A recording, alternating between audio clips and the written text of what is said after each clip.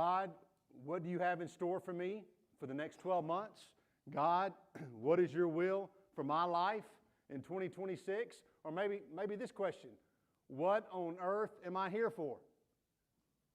I've been here for a while, and my question is, what on earth am I here for, Lord? What do you want me to do? Years ago, I was in Louisville, Kentucky, and I went up to visit a church up there and spent about 2 or 3 days meeting with this church.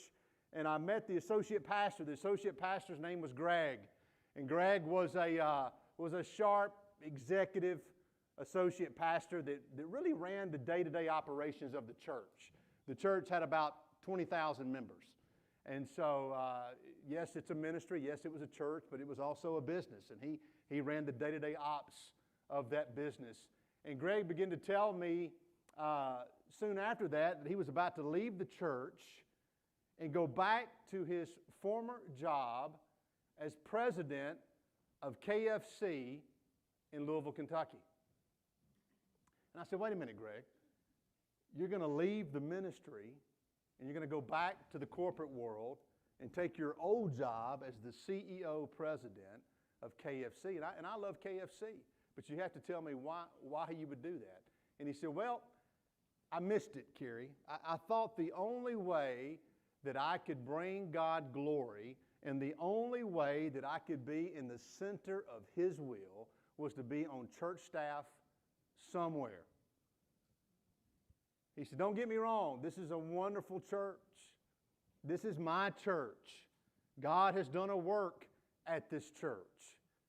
But I can be more effective and I can be more impactful in the corporate world as a shining light for Christ than I can in this role here. And he said, we have prayed about it.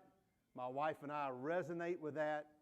And in a couple of weeks, I'm going to transition back to the corporate world and be the light of Jesus Christ to the world. Well, this was 20 years ago, so fast forward the tape. He did that, and they started a ministry up in Louisville, Kentucky, a young marrieds ministry. They called it The Barn. They had young couples retreats.